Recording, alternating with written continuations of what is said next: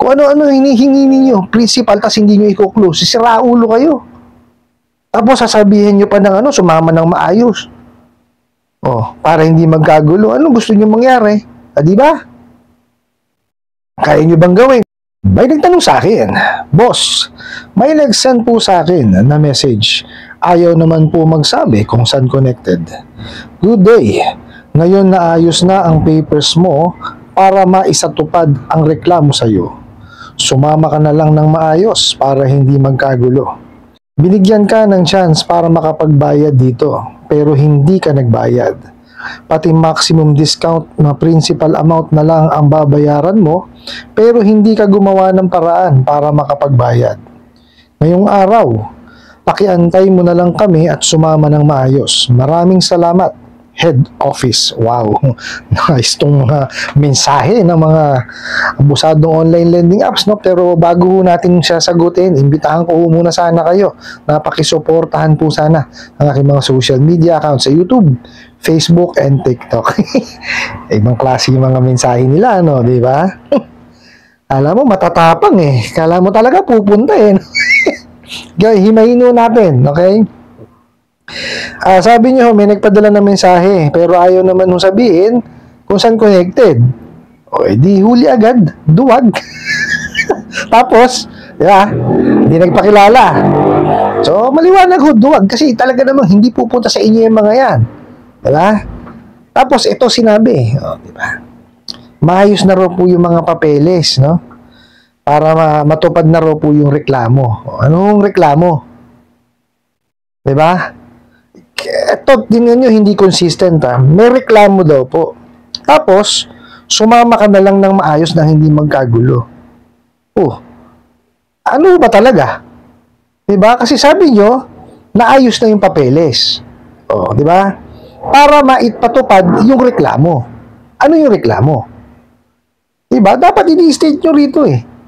Tapos, sumama na lang ng maayos para hindi magkagulo. Bakit? Ba't sasama sa inyo? Para saan?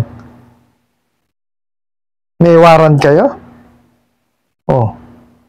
Sabi nga sa inyo, barangay, hindi kayo makatungtong. Tapos ganyan pa sasabihin ninyo. Ibang klase kayo. Di ba? Hindi kayo consistent magpadala ng ng mensahe. Bakit? Tingnan nyo ha. Hindi kayo magpapakilala. Bakit? Di ba? Anong dahilan ba't ayaw nyo magpakilala? Kasi mga duwag kayo. Diba? Nagtatago kayo dyan sa harapan ng computer ninyo. Gustong-gusto nyo, nanghaharas lang kayo, nananakot kayo, namamahiya kayo dyan sa computer nyo. Puro lang kayo tawag. Kailan kayo nagpunta sa mga kliyente ninyo, kayong mga abusadong online lending apps? Sige nga. Hindi, wala kayong ginawang ganun eh.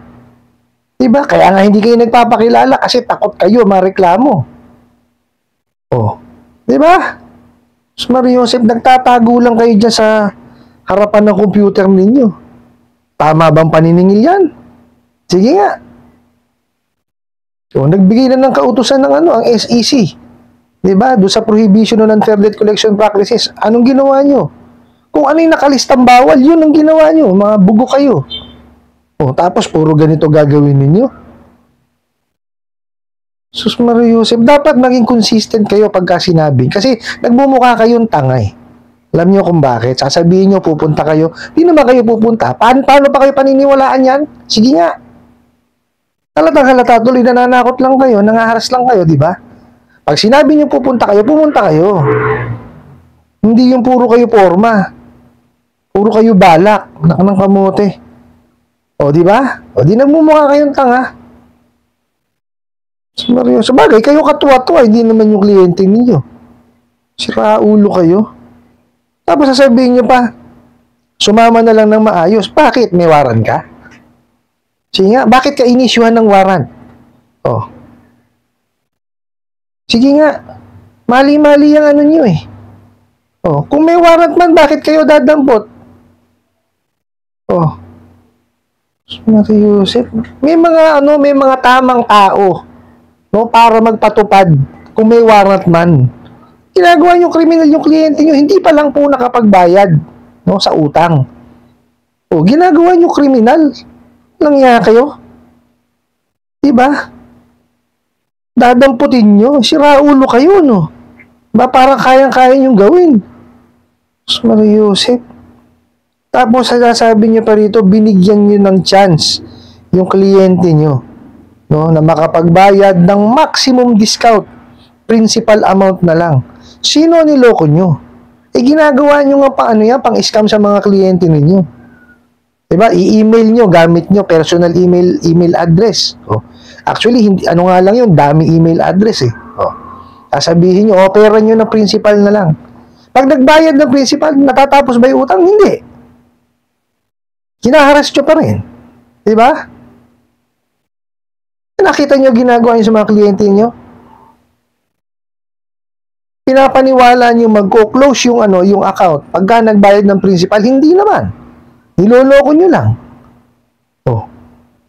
Diba, patong-patong ang kasong po pwedeng iksampa sa inyo.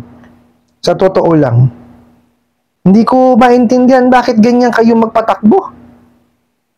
Diba, nakakainit kayo ng ulo.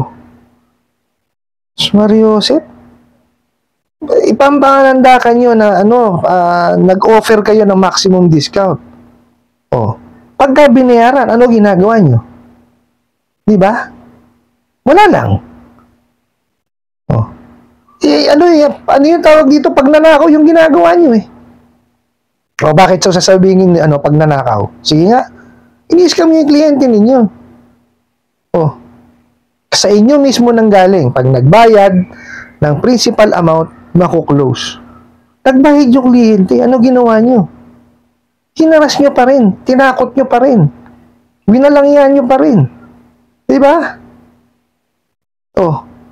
Ano tawag doon? I-scam nyo, diba ninakawan nyo? Manong i-apply nyo doon sa bayad? Nabawasan sana yung hulugan. Mariusip. Meron na nga ceiling on interest rate eh. Diba sabi doon? Sa ceiling on interest rate, 100% lang nung utang ang pwede ninyong singilin. So, for example, ang utang sa inyo 7,000 hanggang 14,000 lang ang pwede ninyong singilin. Yung iba sa inyo, sobra-sobra na ibinayad. Ayaw nyo pantigilan. Sobra naman kayo. Di ba kayo naaawa sa mga kliyente ninyo? Di ba lending kayo? Lending. Papautang kayo. Mariusip kayo. Kumikita na nga kayo, di ba? Di pa ba sapat na kumita kayo? Kailangan nyo pang iskamin yung mga kliyente ninyo? Hindi tama yun. Nandun na tayo na delay. May mga penalty charges yan. Di ba? So, explain nyo naman yung penalty charges. Hindi yung kung ano-ano hinihingi ninyo. Principal, tas hindi nyo i-close. Sira ulo kayo. Tapos sasabihin nyo pa ng sumama ng maayos. Para hindi magkagulo. Ano gusto nyo mangyari? Di ba? Kaya nyo bang gawin? Hindi naman. Ng kamote.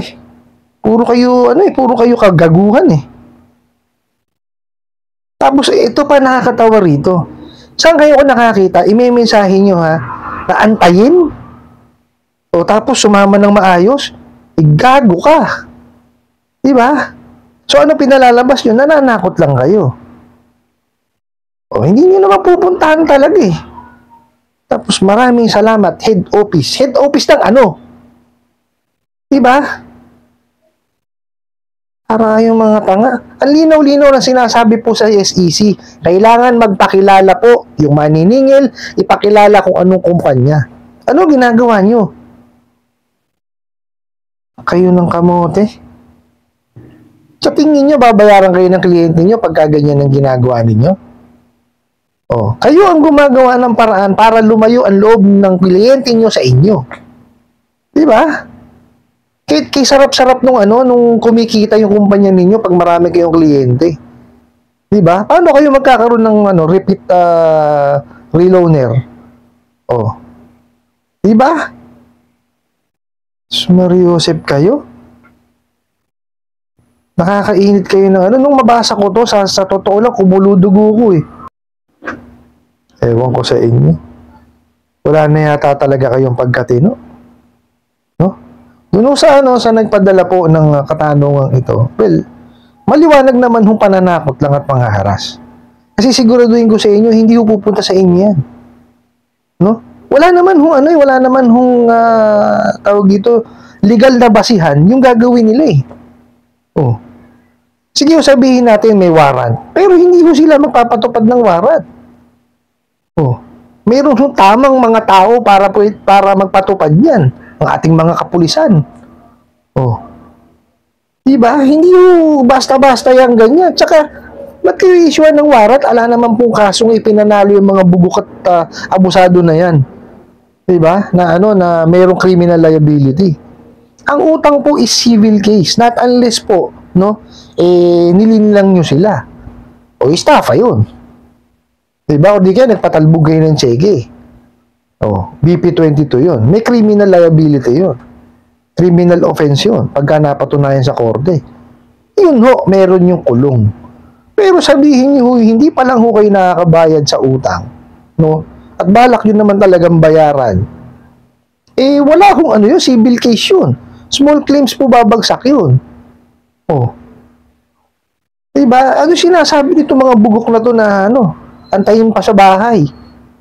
Diba? Eh, walang hindi ko makuha yung essence ng yung sinasabi nila eh. Diba? Kaya wag niyo paniwalaan, no? Ang pinaka-importante pong gawin po ninyo, no? Doon po sa nagpadala ng mensahe, mag-focus kayo at mag-concentrate doon ho sa buhay po ninyo na sinisira nitong mga abusadong online lending apps na to. Di ho ba?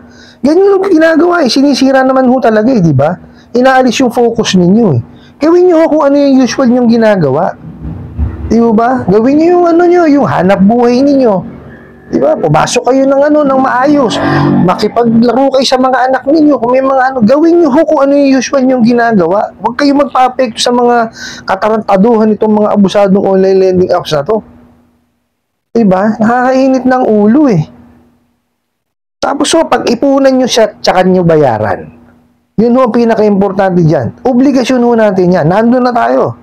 Tinatarantado tayo itong mga abusadong online lending apps na to. Pero obligasyon natin bayaran. Nagamit ho natin yung pera eh. Di ba? Napakinabangan ho natin.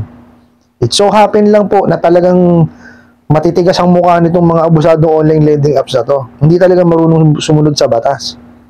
Di ba? Ngayon, tayo, huwag naman natin ipakita na halos parehas tayo nila na susubain natin. Wag kung ganun.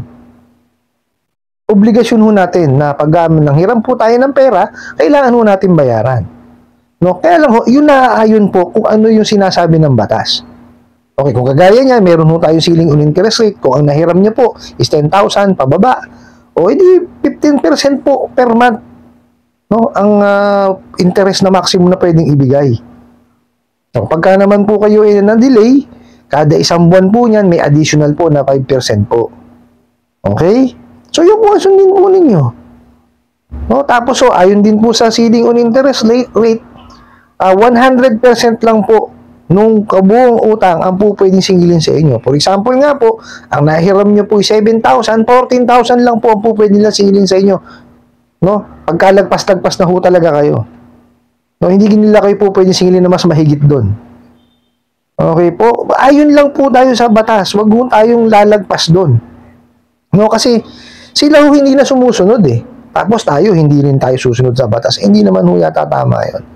No, against naman yun sa prinsipyo ko. Diba? Kaya ako gumagawa ng ganitong video para ho kayo tulungan nyo rin ho ang sarili po ninyo.